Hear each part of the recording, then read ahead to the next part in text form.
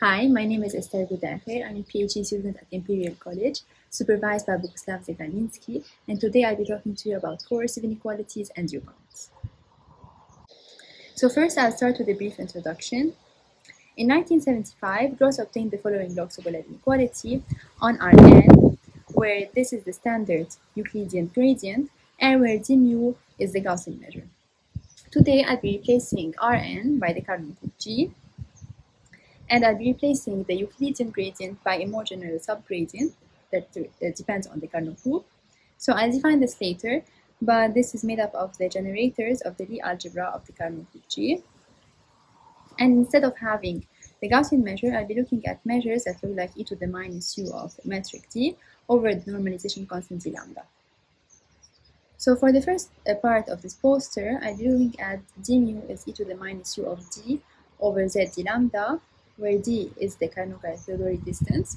So I'll be proving the Log-Sobolev inequality, and I'll be showing that as an application that this Log-Sobolev inequality implies Talagrand inequality and hypercontractivity.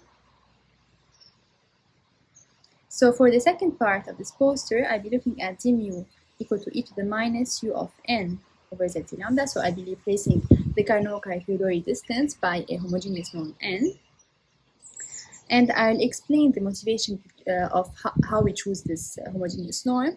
But for example, in the Heisenberg group, n is the Kaplan norm. So n is the fundamental solution to the sublaplacian. And it explicitly looks like x to the 4 plus 16 z squared all to the power over 4. And another example, which I'll be introducing as well, is the anisotropic Heisenberg group. So I'll be computing how does the fundamental solution to the sublaplacian look like.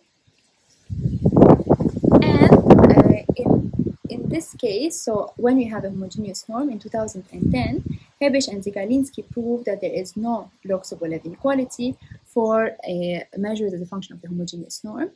So today we'll be concerned with proving Poincaré inequality and phi Log-Sobolev inequality. And to prove those coercive inequalities, an intermediate inequality is called the U-bound inequality. And this U-bound inequality is important in itself in the sense that it can be used to extend the Poincaré inequality in an infinite dimensional setting. And to non-product measures, to Gibbs measures, for example, I'll be talking about this later. So before introducing the setting, I will continue with some brief history. So Gross pointed out the importance of the Log-Sobolev inequality in the sense that it can be extended to an infinite dimensional setting. And he also proved that if L is a non-positive self-adjoint operator on L2 of mu, such that we have this, then the Log-Sobolev inequality is equivalent to the fact that the semigroup generated by L is hypercontractive. So we'll be having this as well in our setting. In 1985, Beckley and Emery extended the Log-Sobolev inequality for larger class of probability measures defined on the Riemannian manifolds under the curvature dimension condition. So more generally, they have a more general probability space and more general measures where the Log-Sobolev inequality holds true. Another generalization is the Q Log-Sobolev inequality. So Bobkov and Ledoux in 2000 introduced the Q Log-Sobolev inequality. So here we have Q between 1 and 2. So if Q equal to 2, we have the Log-Sobolev inequality that I introduced 2 slides ago. And why do we care about the Q Log-Sobolev inequality as opposed to the classical Log-Sobolev inequality? Is that Bobkov and Zegarlinski showed that Q Log-Sobolev inequality is better than the classical one, in the sense that one gets a stronger scale of Taylor estimates. So this means the following. So if mu satisfies the Log-Sobolev inequality for Q between 1 and 2, then for every bounded locally Lipschitz function f, such that the gradient of f is bounded by a positive constant, mu almost everywhere, then the expectation of e to the tf is bounded by the exponential of a constant t to the q plus t mu f. So here, notice, if q is between 1 and 2, this inequality is better than if q equal to 2. So this is 1, and 2, they proved ultracontractivity. And note that we can always get the Q Poincaré inequality from the Q Logarithmic inequality by replacing in the Logarithmic inequality f by 1 plus epsilon f and letting epsilon go to 0. So now we introduce the setting that we are interested in. So we introduce the Carnot group. So we say that a Lie group on Rn is a Carnot group if Rn can be split as Rn1 cross Rn2 cross Rnr, and the dilation delta lambda is an automorphism of the group for every lambda greater than 0. And we have the following: x1 to xn1 are the generators of the Lie algebra of this Carnot group. So this, I told you that we're going to replace the standard Euclidean gradient by a more general subgradient. So this subgradient that we are using is made up of those generators of the Lie algebra x1, x2 to xn1. And the sub-Laplacian will be the sum of those xi squared I from 1 to n1. So our primary interest is to prove coercive inequalities for different measure in the setting of Carnot groups, whose tangent at every space is spanned by a family of degenerate and non-commuting vector fields xi. And these inequalities, when they're satisfied, they give us information about the spectra of the associated generators of this form. So in the setting of Carnot groups, the Bakrian-Emery's curvature dimension condition no longer holds true because of the degeneracy of those xi's. So another method should be used. And in 2010, Gibbs and Zegarlinski introduced the U-bound method. So these U-bounds are inequalities of this form. So this is integral of f to the q fancy mu of t d mu less than a constant integral of gradient of f to the q d mu plus a constant integral of f to the q d mu, where d mu is e to the minus u of t over z d lambda is a probability measure, and the potential u of t and fancy mu of t are functions having suitable growth of infinity. So this is the U-bound inequality that I'll be concerned with. Let me copy it and paste it to the next slide.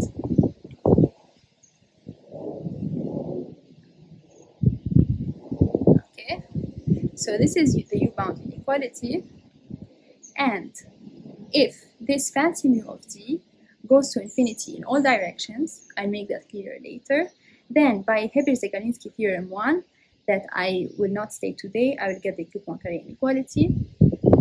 And if this fancy mu of t looks like the potential u of t, so recall this d mu is e to the minus u of t over z t lambda, the measure that we're concerned with, plus the norm of the gradient of u of t or to the q, then by Gibbs-Zegarlinski theorem 2 that I will not state, we get the Q log Sobolev inequality.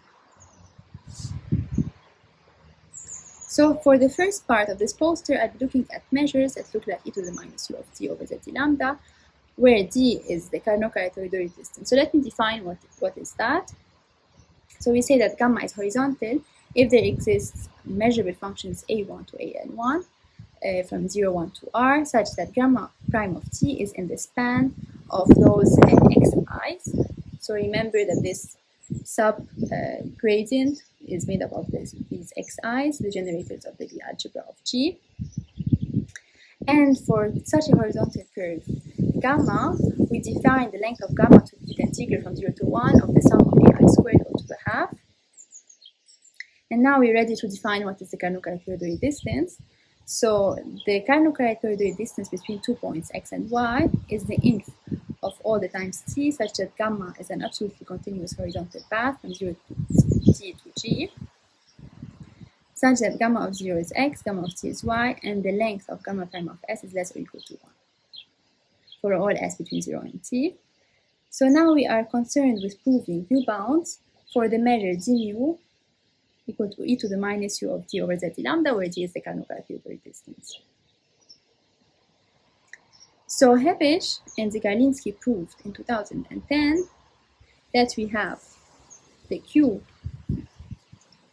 log Sobolev inequality for the measure d mu is equal to e to the minus n to the p over z, d to the p over z d lambda, so where d is the Carnot-Carathéodory distance, and where 1 over p plus 1 over q is equal to 1.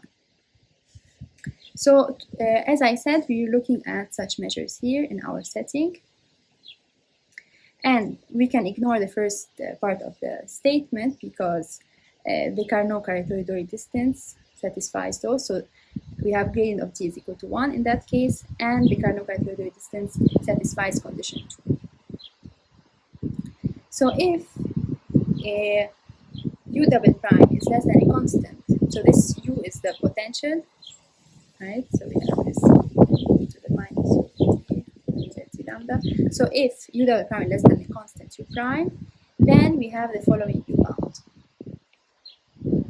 So in this case, this is our fancy mu of t that goes to infinity in all direction, and from this we can get the Poincaré inequality. Now I claim that having 1 and 2, so if we have u less than gamma u prime to the q, then we have the following u bound, and I'm claiming that u bound 1 plus u bound 2, so we get the log Sobolev inequality. So let me go back here. I will copy and paste how fancy u of t should look like.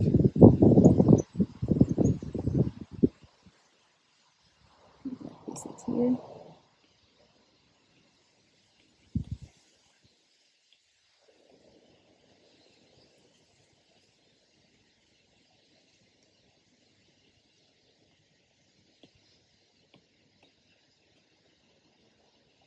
Okay, so in order to use Zegarlinski theorem 2, I need that the fancy u of t to look like the potential plus the gradient of the potential over to the q. So in our case, so this is u of t plus u prime of t gradient of t all to the q. This is less than u of t plus u prime of t to the q gradient of t to the q, and this is equal to 1. So if we integrate by f to the q d mu, f to the q d mu, and f to the q d mu, so we have that by part 2. So by part 2, this is bounded by this right hand side, and by part 1 we have this u prime of t to the q, so this is is bounded by this right hand side. So together we can finally use Hebbe's and Zegarlinski theorem 2 and get the q log Sobolev inequality. So as an example, we get back d mu is e to the minus t to the p over z d lambda. That was done by Hebbe's and Zegarlinski in 2010. And in addition, we get d plus 1 to the p log t plus 1 and hyperbolic sine of t. So now we are concerned with proving log Sobolev inequality implying Talagrand inequality. So in 2000, Otto and Milani showed in the setting of manifolds under the Berkean-Emery curvature dimension condition, the log Sobolev inequality implies Talagrand transportation cost inequality. And their proof relied on PTE's methods and autocalculus in Wadsworth space.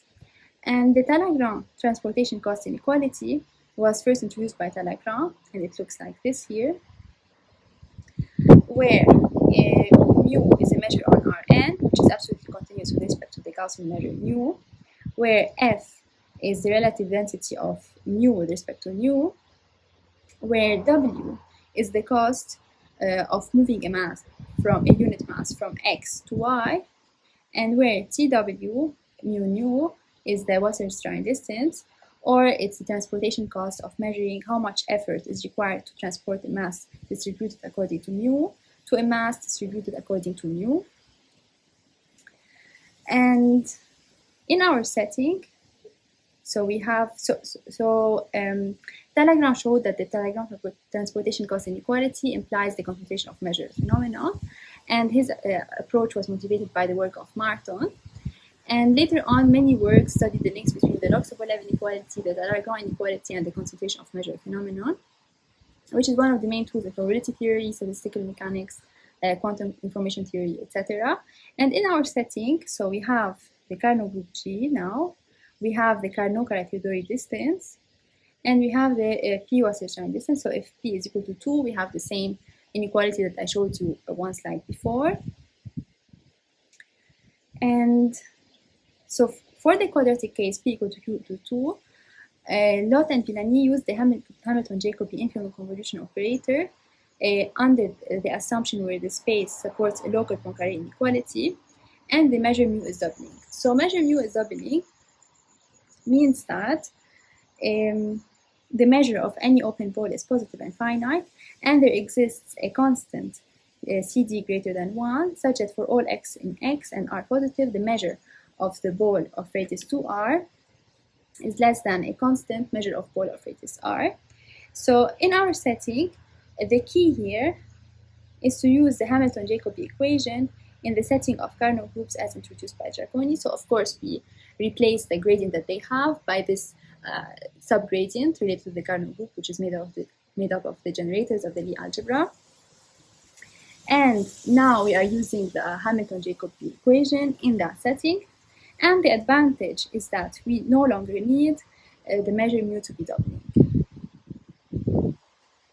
So this just says that Logarithmic inequality implies Talagrand, and this says Logarithmic inequality implies the hypercontractivity.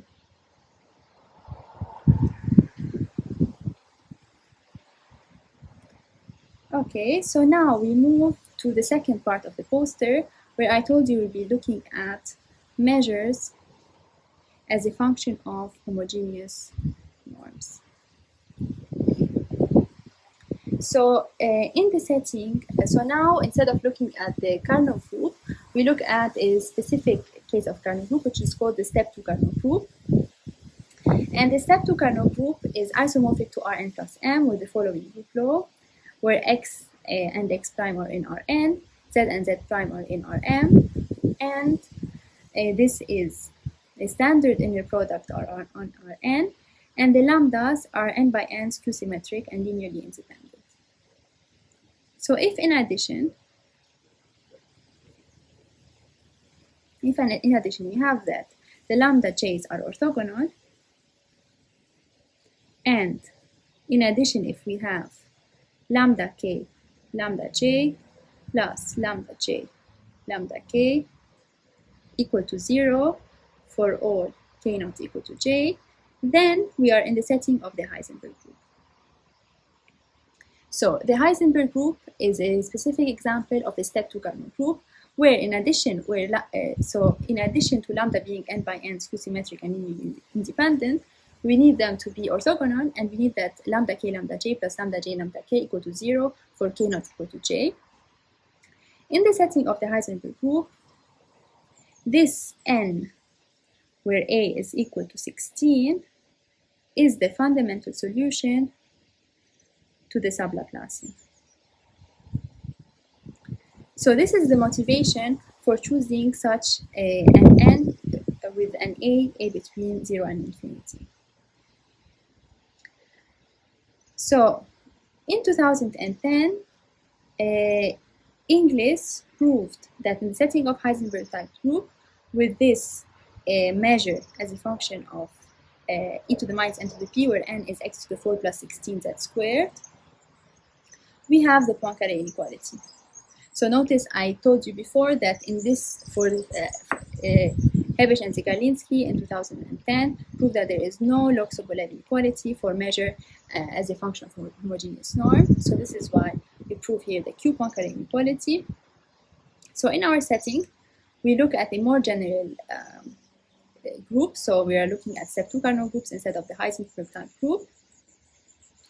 We are looking at more general measures. So now we have e to the minus u of n under some conditions of the potential u. And instead of looking at n equal to 16, we're looking at a constant a, where a is positive. And the main difference is the method that we're trying to prove it with. So with Inglis, he proved it not using the u-bound, and here we use the u-bound. And the importance of using the u-bound is that using this inequality, we are able to pass to an infinite dimensional setting, which was not people weren't able to do that before. So this is a project with Ming-Chun Zhang, Yaozhong Q,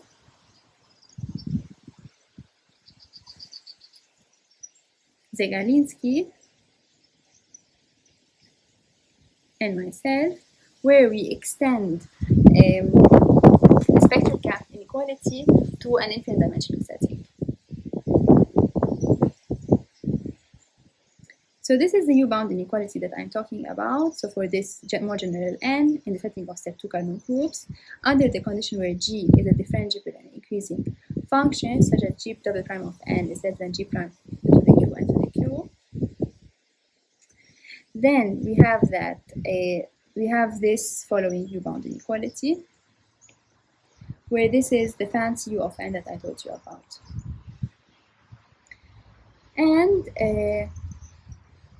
as an application, so as an example, we have that we have the hyperbolic cosine of n to the k. We get back what English has done with n to the k, and we have the n to the k log n plus 1.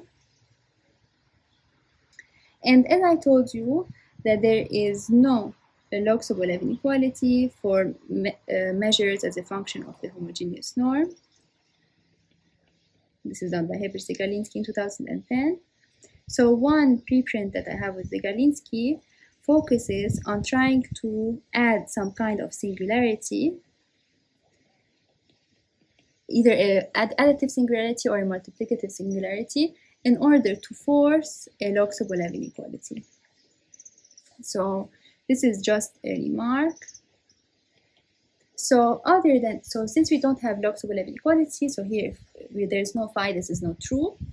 So here we have a phi log Sobolev inequality, which is a weaker inequality, where phi is a non-negative, non-decreasing concave function, such as phi of 0 is positive and phi prime of 0 is positive.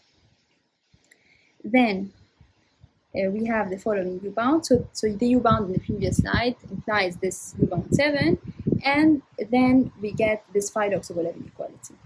So recall that I told you, in order to get the Q log Sobolev inequality, we need fancy mu of t to look like the potential, product gradient of the potential to the Q. So now if you want to have the phi log Sobolev inequality, we need this U-bound with phi of u of t. So notice this one is exactly this U-bound and gives me phi log Sobolev inequality. So with the project with Yifu, Wang, and myself, we are concerned with studying higher order operators. So delta alpha of f, which is just x1 to the alpha 1, x2 to the alpha 2, xn1 to the alpha n1, f, where these are the generators of the generators of the Lie algebra of the group. And so if we take phi of x to be 1 plus x to the beta, where beta is between 0 and 1, then this phi is a non-negative, non-decreasing concave function, so that phi of 0 is positive and phi prime of 0 is positive.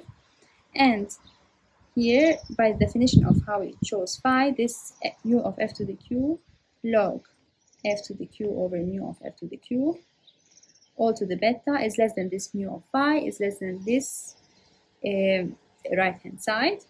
So with Yifu, we proved that if we have, we proved by induction, if we have this following base case, then for m, any natural number, this will imply that this beta m will be less than this sum of alpha less or equal to m of delta alpha, those higher order operators that I told you about. Okay, so now we look at a different setting, the anisotropic Heisenberg group. So before I tell you what is an anisotropic Heisenberg group, I will tell you what is a polarizable group. So we say that the Carnot group is polarizable if n to the 2 minus q, the fundamentals solution to Laplacian is infinite harmonic. And infinite harmonic means that the inner product of gradient of n to the squared and gradient of n is equal to 0. And the concept of polarizable group was first introduced by Balog and Tyson, where they used the infinite harmonicity of n to create a procedure to construct polar coordinates. And they show that the fundamental solution to the P sublaplacian can be expressed as the fundamental solution of the sublaplacian. They proved capacity formulas, and they produced sharp constant for the Moser-Schrödinger inequality. So for the time being, there is no classification of the polarizable Carnot groups, and the only examples till now are the Euclidean spaces and Heisenberg type groups. And in addition, the concept of polarizable Carnot group is a very delicate one in the following sense. So if we have the following generators of the Lie algebra, x, y, z, and w, if we take a equal to 1, then we have the generators of the Heisenberg group, so this is polarizable. If we take a is equal to half, then we are in a non-polarizable setting. So if a is equal to half, this condition 8 no longer holds true. So just by a perturbation of a small constant in the Lie algebra, we see that the group turns from the Heisenberg group, which is polarizable, to the anisotropic Heisenberg group, which is non-polarizable. And this is exactly the anisotropic Heisenberg group that we are concerned with. So with Zegarlinski, we first extended this group from R5 to R2n plus 1. We computed explicitly the fundamental solution to the sublaplacian, and we recreated the theorems that I showed you before. So the U-bound that gives us Poincaré inequality by Hilbert-Zegarlinski theorem, and Logarithmic Sobolev inequality. And one of the issues with anisotropic Heisenberg group is because of this, the geometry of the space. We have that this x at gradient of n could be negative, and this causes lots of problem. And because of that, the dimension n greater than 5 is needed, and for n less than 5, it's still an open question. And so now I'll show you why the U-bounds are useful, in the sense that they can be extended to infinite dimensional setting. So a current ongoing project with myself, Ming-Chan Zhang, Yao-Zhang Qiu, and Zegarlinski, we aim to show that certain infinite dimensional Gibbs measures with unbounded interaction potentials as a function of homogeneous norms, like the homogeneous norms that I introduced today, on an infinite product of Carnot groups satisfy the Poincaré inequality. So far, in order to pass to an infinite dimensional setting, this is the condition that was required. So we needed that the norm of the gradient of d is greater than a constant outside the unit ball. So for d, the Carnot-Carathéodory distance, this is equal to 1, and this is okay. However, for example, in the Heisenberg group, if we have n to be x to the 4 plus 16 z squared to the 1 over 4, this gradient of n is x over n. And outside the unit ball n greater than 1, we can have x equal to 0. And therefore, for n here, this condition is not true. So we weren't able to pass to an infinite dimensional setting for the homogeneous norm. However, using this U-bound, we are able to prove a weak U-bound with a weak Poincaré inequality. Together, we get a spectral gap inequality. So let me try to say this more specifically. So we have this Carnot group G, and we give G a d-dimensional integer lattice structure. So our system is an infinitely large integer lattice, and each point is a particle assigned with a random variable. And this resembles many particle systems in condensed matter physics, like ionic compounds and crystals. And the goal is that on these systems, we have dynamics and PDEs. And to study those PDEs, it is essential to use some estimates, like some inequalities, like the Poincaré inequality, the Sobolev inequality, that the global Gibbs measure mu satisfies. So here we have that. So this is the potential that we're considering. Phi is the phase, V is the interaction, and beta is the strength. And we can think of beta as the temperature. So for beta, low temperature, things are nice, and we can hope to get Sobolev inequality, Poincaré inequality. And for high temperature, things can get out of control, and we can't hope to have such coercive inequalities. So we choose the finite setting lambda, and we restrict all the dynamics inside of lambda, and then the density, this following density, will tell us how likely the restricted subsystem on lambda will have an energy u lambda. And so this conditional measures, they model the evolution of an interacting particle system whose equilibrium measure is the Gibbs state nu. And originally, the purpose of studying such system was to gain better understanding of phase transition. But we know that similar mathematical structures can be formulated in the context of neural networks and the spread of infection. And so now I introduce the setting. So now this U-bound that I showed you will imply a weak U-bound.